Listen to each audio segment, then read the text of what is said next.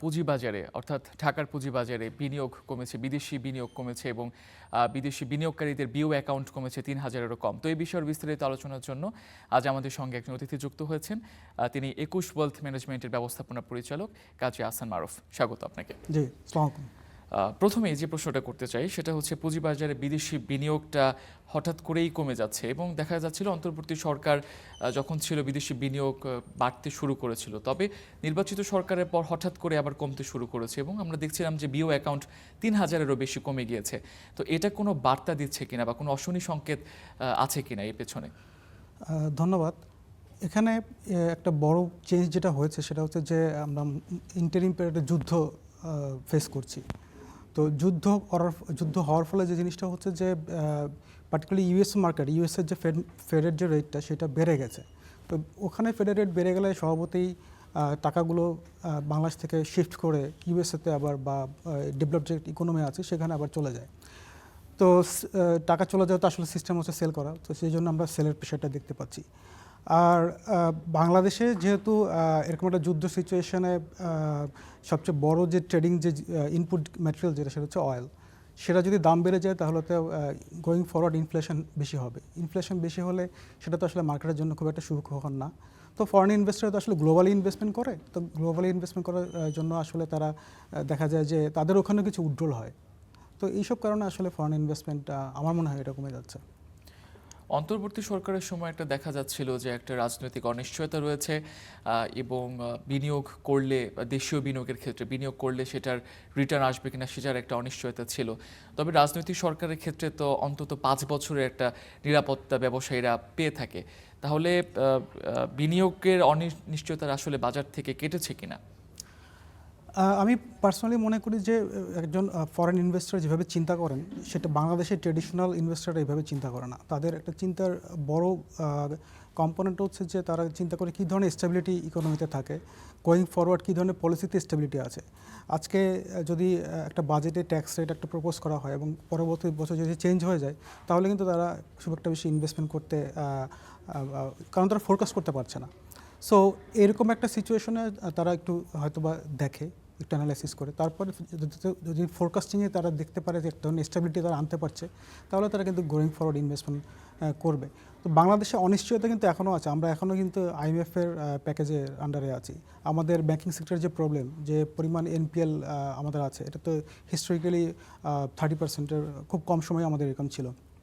তো ব্যাংকিং সেক্টরের প্রবলেম যেমন একটা ইস্যু, আরেকটা ইস্যু হচ্ছে যে আমরা কিন্তু 2016-17 সাল থেকে কিন্তু আমরা মার্কেট বেস মেকানিজম থেকে সরে গেছিলাম। পার্টিকুলারলি আমি যেটা বলছি যে এক্সচেঞ্জ রেট কিন্তু আমাদের একটা বড় প্রবলেম ছিল, প্লাস ছিল হচ্ছে যে আপনার 9/6 যে ইস্যুগুলো। তো স্বভাবতই একজন ফরেন ইনভেস্টর দেখবেন যে বাংলাদেশ কীভাবে মনিটারি পলিসিগুলো কীভাবে ফিক্স করছে, সেই যদি দেখতে পান যে এখানে একটা টেনজিবিলিটি স্টেবিলিটি আছে, তাহলে স্বভাবতই আমি মনে করি এটা সময়ের ব্যাপার ফরেন ইনভেস্টমেন্ট চলে আসে।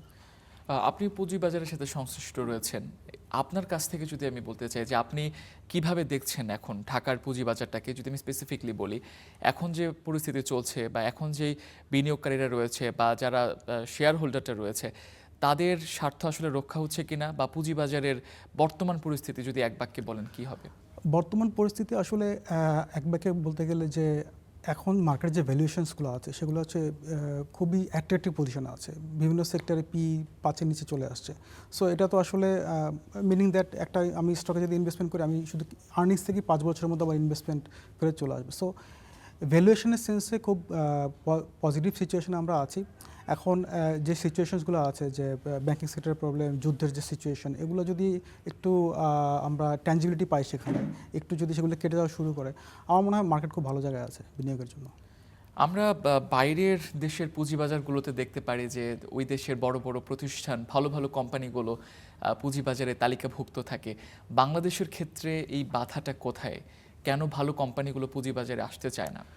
বাংলাদেশের ক্ষেত্রে প্রধান বাধা হচ্ছে যে আমাদের ব্যাংক ফাইন্যান্সিং ডোমিনেটেড আমাদের ফিনান্সিয়াল সেক্টরটা। আমি যদি আমার অফিসে বসেই আমি ব্যাংক ফাইন্যান্সিংটা পাই, আমি কেন পুঁজিবাজারে যাব? পুঁজিবাজারে গেলে আরও সমস্যা বেশি, আমার অনেক কমপ্লায়েন্স ইস্যুস আছে, মার্কেটের একটা প্রেশার আছে। সো এইখান থেকে আমাদের সরে আসতে হবে। ব্যাংক ডোমিনেট ফাইন্যান্সিং থেকে ইকুইটি নির্ভর ফাইন্যান্সিং, পুঁজিবাজারকে as a mainstream of ফাইন্যান্সিংয়ের দিকে আমাদেরকে নিয়ে যেতে হবে আসলে। বিভিন্ন বিশ্লেষকরা বলেন যে বাংলাদেশের পুঁজিবাজারে কিছু সুশাসনের অভাব রয়েছে এবং স্বচ্ছতার অভাব রয়েছে। আসলে এই কথাগুলো কেন আসে বা এই অভিযোগগুলো কেন আসে, কোন কোন জায়গায় সমস্যা আছে? আসলে আমাদের যে রুলস অ্যান্ড রেগুলেশনস আছে এগুলো প্রচুর আছে, কিন্তু অনেক ক্ষেত্রেই অনেক ইন্ডাস্ট্রি প্লেয়ার আছে যারা এগুলো আমরা ঠিকভাবে পরিপালন করে নেই।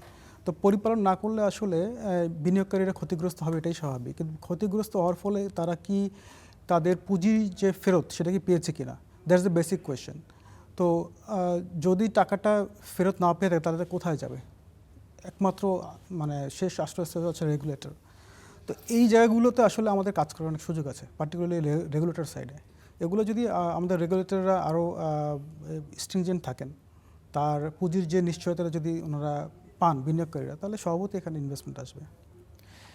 আপনার সঙ্গে আমরা আরও অনেক আলোচনা করব, তবে এই মুহূর্তে আমরা একটু সরাসরি পুঁজিবাজারের খবর নিতে চাই। আমাদের সহকর্মী আতাউর নিয়ন যুক্ত হবেন আমাদের সঙ্গে। আতাউর, পুঁজি বাজারের আজকে কি খবর আমাদেরকে একটু জানাবেন?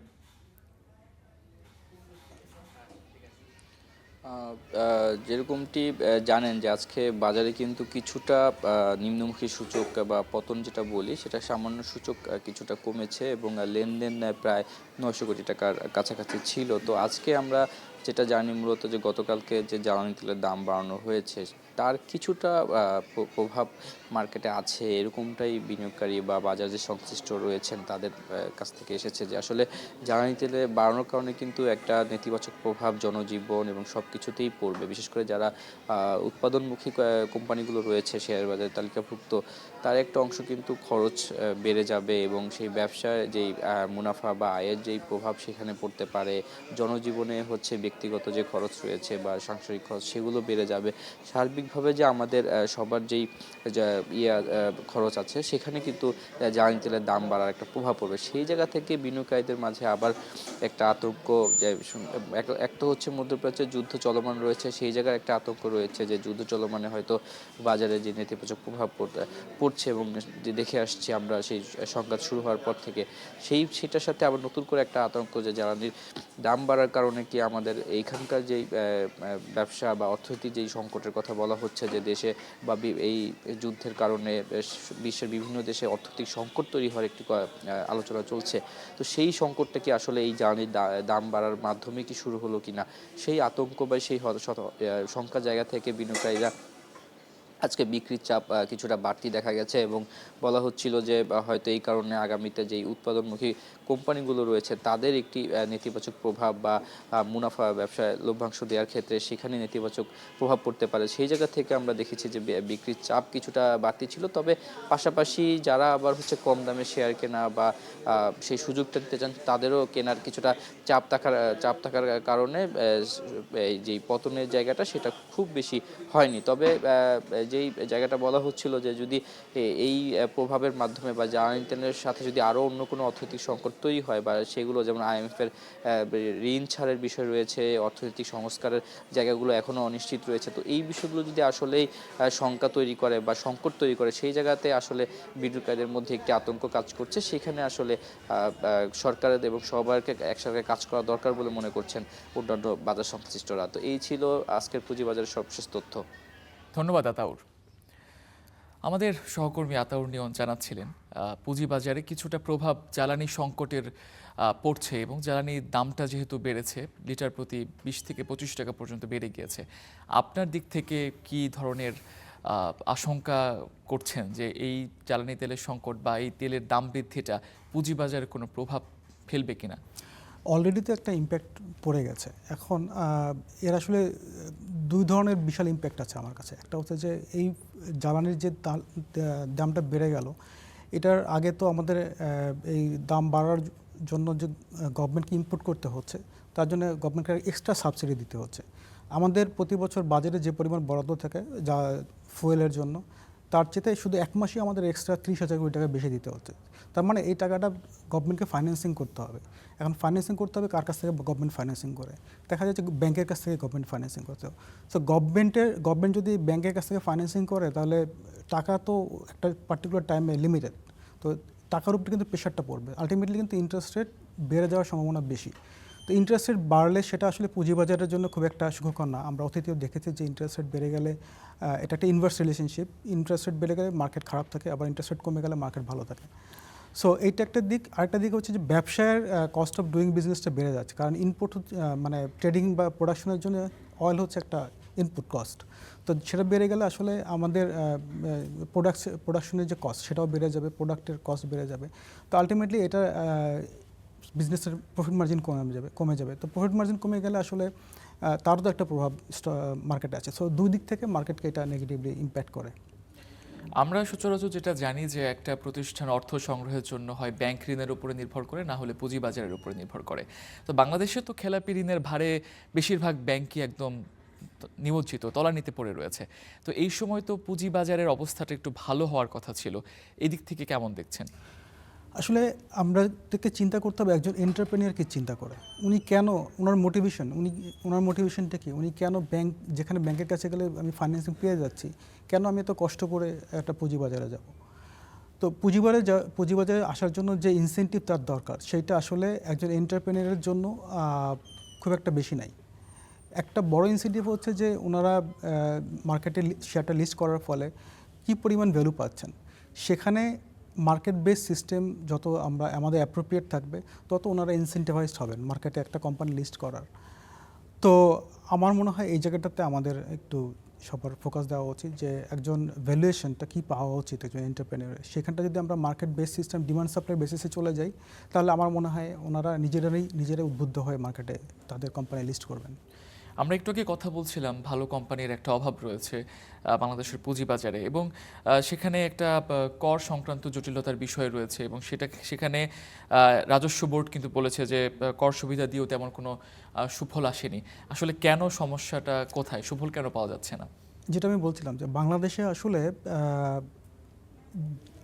ছোট ছোট বিজনেসগুলো বা লোকাল বড় যারা কর্পোরেট আছেন, তারা তো আসলে এটা আমি যতটুকু দেখেছি যে তারা তো আসলে 100% প্রপার অ্যাকাউন্টিং রাখে না, অর্থাৎ ভ্যাট এবং ট্যাক্স দুইটা জায়গায় কিন্তু ফাঁকি হয়। এখন তারা যদি লিস্টিং করলে যে পরিমাণ বেনিফিট পাবে, তার যদি আমি ফাঁকি দিয়ে বেশি বেনিফিট পাই, তাহলে তো আমি ফাঁকি দেওয়াটা আমার জন্য বুদ্ধিমানের কাজ। সো আমাদের এই যে ফাইন্যান্সিয়াল অ্যাকাউন্টিং যে সিস্টেমটা, আমরা কিছুদিন আগে ডিবিএসে চলে গেছি, অনলাইনে আমাদের ফাইন্যান্সিয়াল স্টেটমেন্টগুলো আপলোড করা, কিন্তু এখানে 100% কিন্তু আমরা এখনও যেতে পারি নাই। তারপর আমাদের একটা বড় কর্পোরেটগুলো ট্রানজ্যাকশনে ক্যাশে বা মুদির দোকানে দেখতে পারেন। তো সেইখান থেকে যদিও আমাদের ট্রানজ্যাকশনগুলো যত ক্যাশ বেসিসে না হয়ে আমরা যত ফাইন্যান্সিয়াল সিস্টেমে চলে যাব, অর্থাৎ প্রপার রিপোর্টিং যখন থাকবে, যেমন এমএফএস আছে, এগুলো যখন পুরোপুরি হবে তখন তার ইনসেন্টিভ থাকবে যে আমরা কোম্পানিটাকে 100% কমপ্লায়েন্স করি। কারণ ভ্যাট ট্যাক্স ফাঁকি দেওয়ার চেয়ে যদি আমি পুঁজিবাজারে এসে আরও বেশি বেনিফিট পাই, তাহলে আমি কিন্তু আমার কমন সেন্স, আমি কিন্তু পুঁজিবাজারে লিস্টিং করাবো কোম্পানিকে। আপনাকে অসংখ্য ধন্যবাদ আজকে আমাদের সময় দেওয়ার জন্য। জি, আপনাকেও ধন্যবাদ। দর্শক, পুঁজিবাজার বিশ্লেষণ করছিলেন আমাদের সঙ্গে আজকে অতিথি হিসেবে যুক্ত ছিলেন 21 ওয়েলথ ম্যানেজমেন্টের ব্যবস্থাপনা পরিচালক কাজী আহসান মারুফ।